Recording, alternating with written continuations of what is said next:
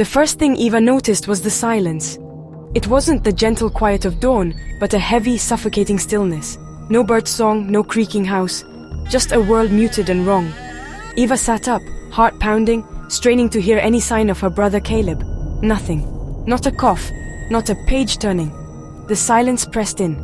She crept to her door, dread prickling her skin. The hallway was darker, the quiet deeper. Shadows stretched along the walls, making her own home feel strange and menacing.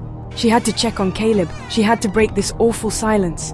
Taking a deep breath, Eva stepped out, each footstep echoing in the profound stillness. The silence felt alive, following her, clinging to her every move. She reached Caleb's door, her hand trembling. The world felt paused, waiting for her to act. Caleb's door was ajar, a sliver of grey light spilling out. Eva pushed it open. The room was cold, the window wide, curtains fluttering in a wind that shouldn't exist. His bed was perfectly made. Too perfect. Caleb was never this neat. The room felt erased, as if he'd never been there at all. "Caleb?" she whispered. No answer.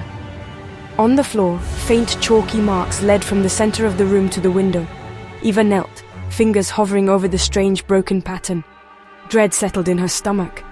Caleb hadn't just left. Something had happened here. She backed out, eyes fixed on the open window. Panic rising, Eva ran to her parents. "He's gone! Caleb's gone!" The house filled with frantic searching, but the silence swallowed their voices. The house was empty. Caleb's room was a tomb. The unnatural quiet seemed to mock them, echoing with absence. The silence was no longer just quiet, it was a presence. Eva knew something was terribly wrong. News of Caleb's disappearance spread like fog. Police came and went, leaving only more questions. Neighbors whispered, their eyes on Eva's house. "Always a strange boy," they said, kept to himself. The whispers made Eva feel small, trapped in a glass jar.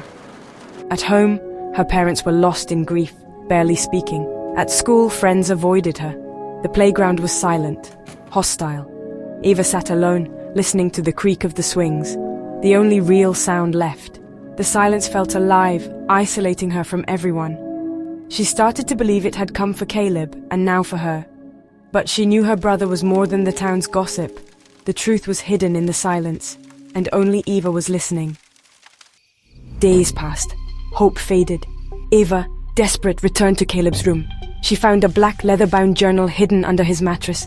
Inside, pages of strange, intricate symbols. Circles, lines, spirals, words in Caleb's handwriting. The silence listens. The door is the voice. They walk between the sounds. It was a secret language, a map to somewhere else. Eva pored over the journal, feeling a strange energy in the symbols.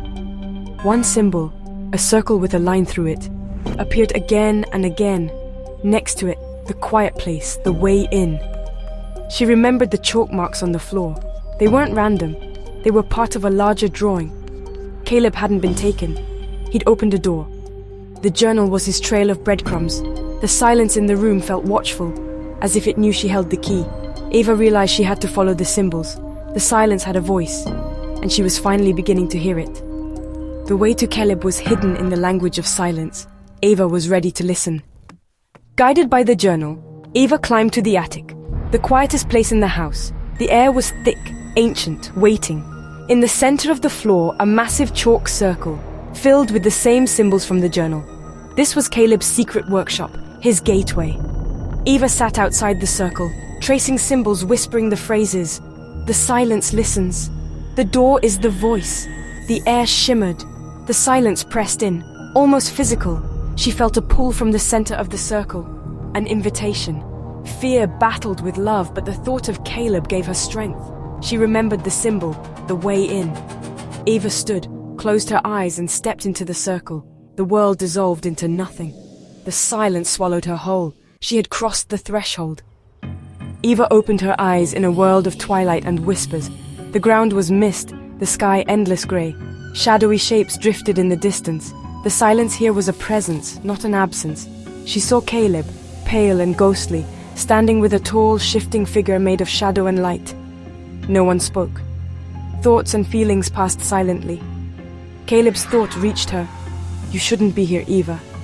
This place takes you. You become part of the quiet. The shadow being turned to her. radiating loneliness, not malice. It collected quiet things, forgotten people like Caleb. Eva projected her love. I came to bring you home. Caleb's sadness was clear. This is my home now. But you must go. It will want to keep you too. He pointed to a fading shimmer, the way out. The silence tried to pull her in, to make her stay.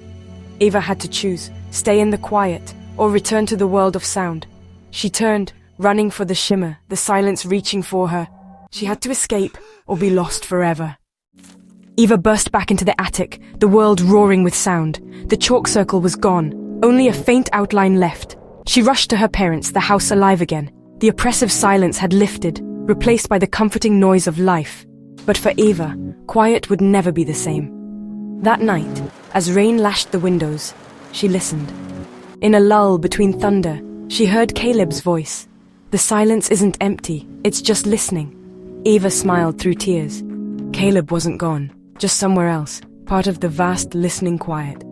She never spoke of the attic or the quiet place, but she was no longer afraid of silence. Sometimes she'd sit by her window listening to the spaces between sounds, and sometimes she felt her brother there, a silent, loving presence in the stillness. Eva had found peace, and a truth she would carry forever.